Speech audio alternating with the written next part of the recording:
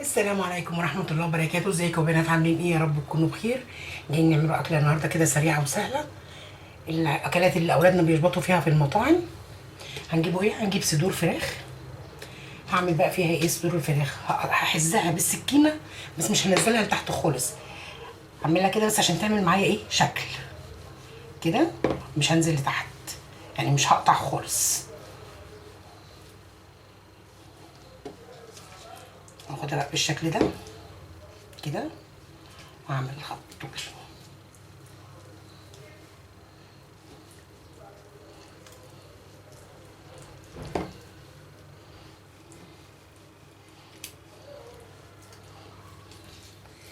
زي ما بخرط كده مكعبات المانجا. اعمل كده بقى ايه؟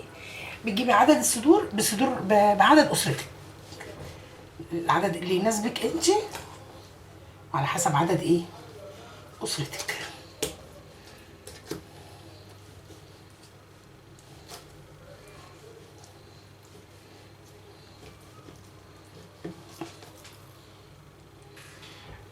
كلها كده مفتحه.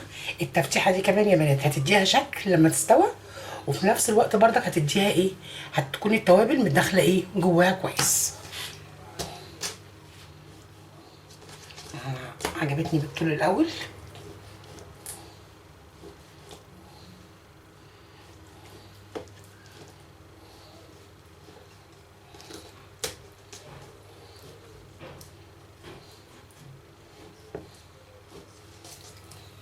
كده انا فتحتهم خلاص، هشيل بقى اقطعهم. هتبلهم. اساسي طبعا ملح، هفردهم بس كده اهوت. معلقه ملح،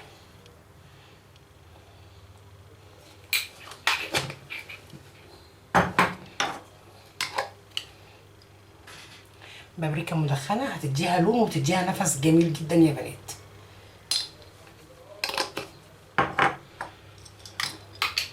معلقه بهارات فراخ،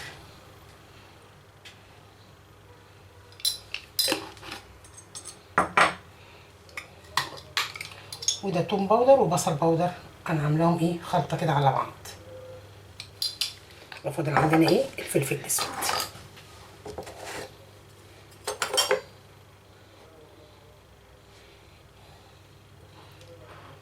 كده فلفل اسود ما تقولوش عليها.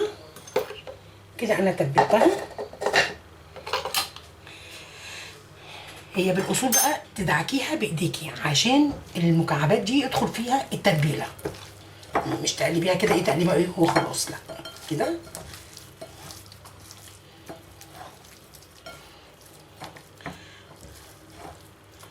هركنها كده تاخد في توابلها عقبال ما اشوف انا هحضر ايه جنبها. انا هعمل جنبها رز ابيض، ماشي.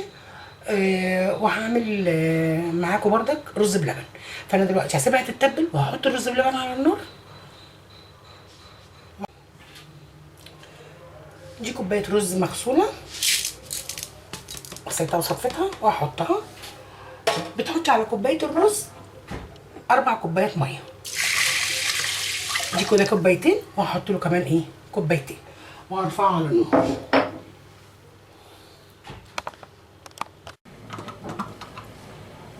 كده الرز غلي معايا. مجرد ما يغلي كده اهوت، بصوا شايفين كده الميه فيه زياده ازاي؟ بوطي بقى عليه واسيبه عشان يستوى بزياده. بس كده اوطي بقى كده عليه النار، وعلى النار التانية هبتدي اعمل ايه؟ اعمل بقى ايه؟ الرز بتاعي. احط حله على النار، هعمل رز عادي، رز مفلفل ابيض ما فيهوش اي حاجه. احط سمنه، احط الرز والملح والميه بتاعته. كده انا سخنت الحله، بدات احط حته سمنه اهو عشان اعمل الرز. طبعا انتوا عارفين ان الحله دي ايه، ما تنفعش تقلب لها الا بمعلقه سيليكون. السمنه تسخن.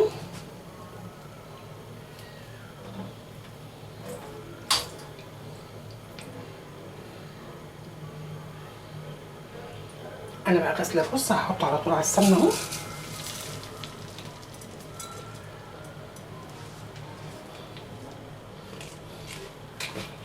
واحط له ملحه انا من معلقتي دي بحط معلقه ونص على كوبايه الرز.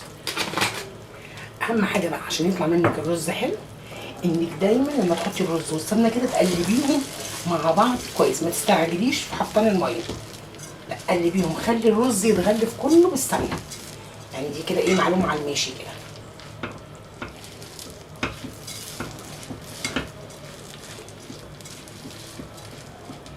ولو مستعجله حطي له بقى الميه كمان من الكتل، مفيش 10 دقايق هتلاقي الرز خلص. بصوا بقى كده الرز استوى. بصوا كوبايه الرز بقت قد ايه، عشان شربت ميتها ايه زياده. حتى لو حطيتي الميه اللي انا قلت عليها ولقيتي الرزايه لسه ما استوتش، زودي لها ميه. هعرف بقى منين ان الرزايه استوت؟ همسك كده وبالمعلقه كده وههرس. لو تستحمليها على ايدك اعمليها على ايدك، بس انا شايفاها كده اهي بتتهرس كده، بقت خلاص ايه ينفع ان انا احط عليها اللبن.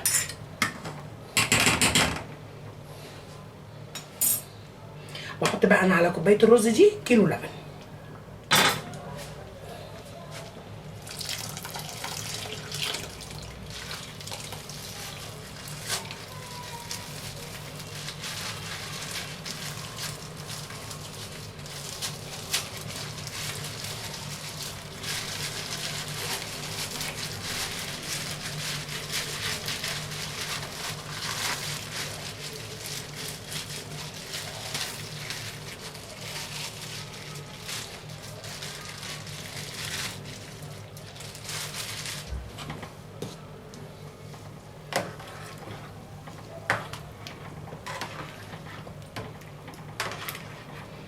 كده بردك على نار هاديه، وهتنيني اقلبه لغايه ما اللبن يغلي وهو على النار الهاديه ديت. شايفين يا بنات كده الرز بقى ايه بدا يغلي اهو معايا. طالما كده بدا يغلي ابتدي انزل عليه بايه بالسكر.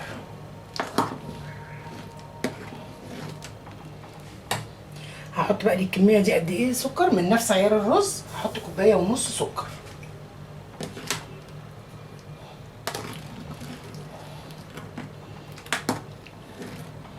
وبرضك انتي دوقيه وشوفي انتي عايزه تحطي له قد ايه سكر حطيه.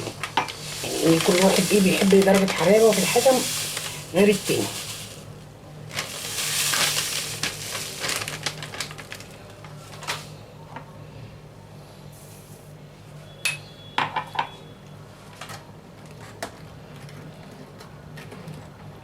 هتنيه بقى قلبه كويس جدا لغايه ما السكر يدوب تماما معايا.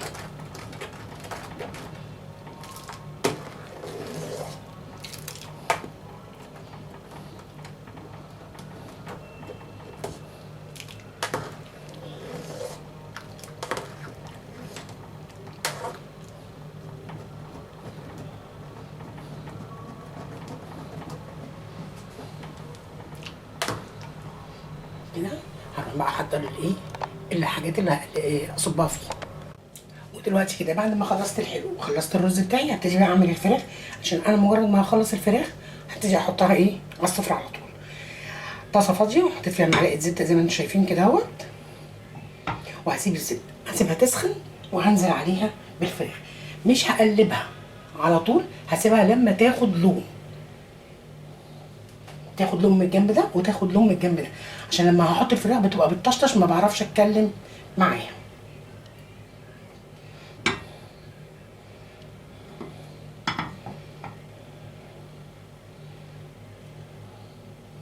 كده اهي السمنه ساحت معايا. هبتدي هنزل على الجنب المربعات ده كده الاول.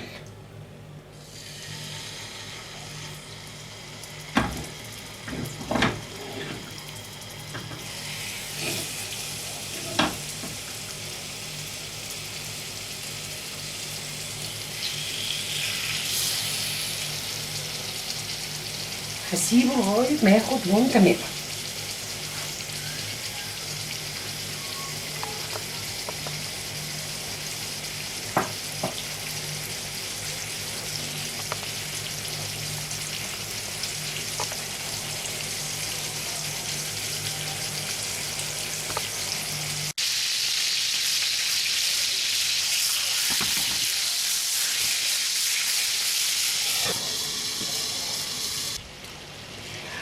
زي ما احنا شايفين كده، بصوا احمرت بقى من فوق ومن تحت كده جميله ازاي.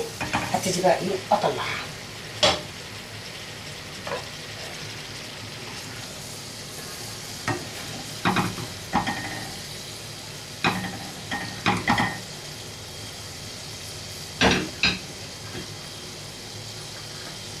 هننزل بقى هنا على طول ايه بصلايه.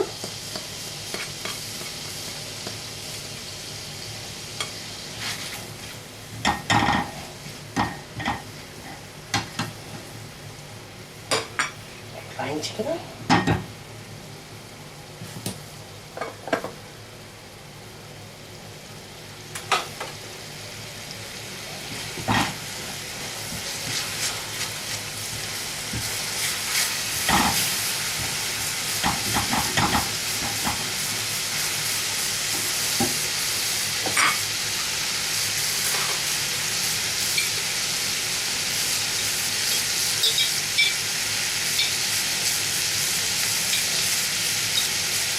فصين توم مهروسين،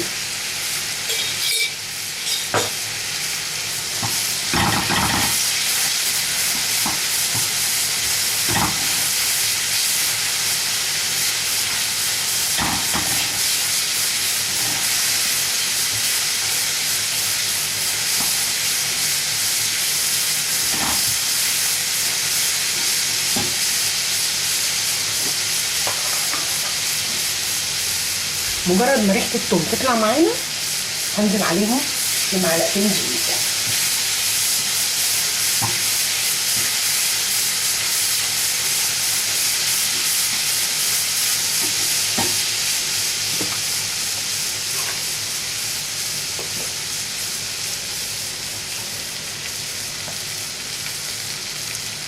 عشان بس المعلقه الاولانيه كانت ايه مليانه.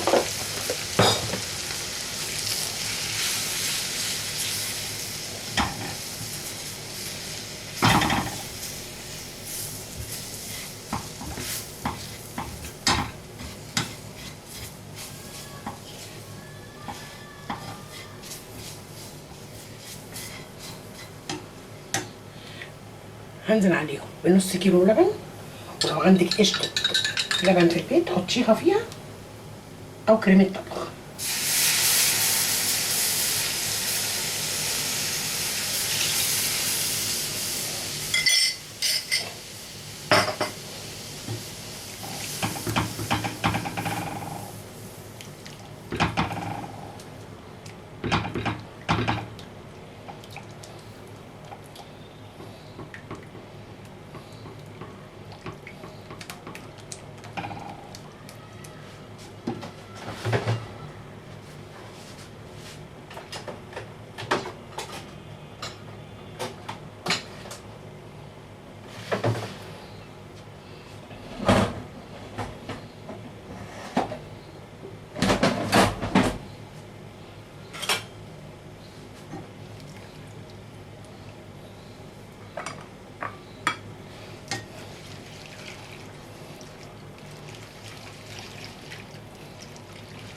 عشان افك الدقيق ما يكلكعش معايا.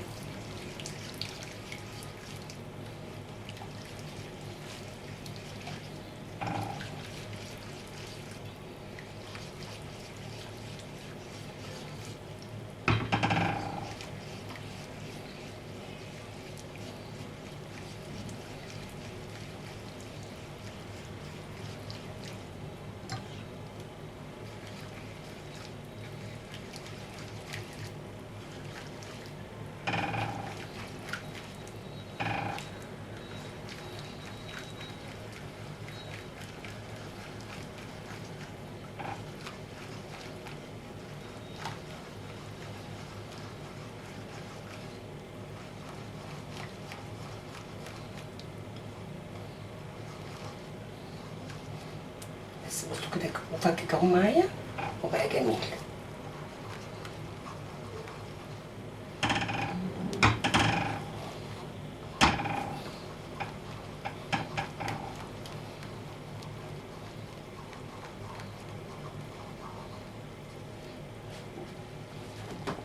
هديها بس رشه ملح وفلفل اسود.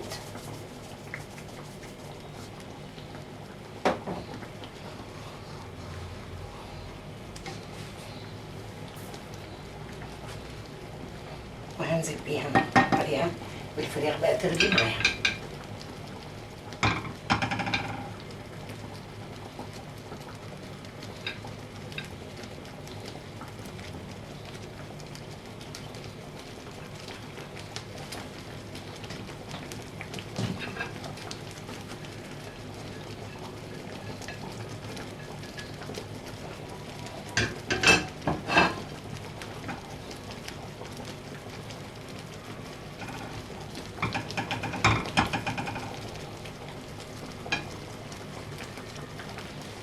وفي بقى كزبره خضراء انا عاملاها بس هحطها على التقديم عشان تدي منظر زي جرنشه.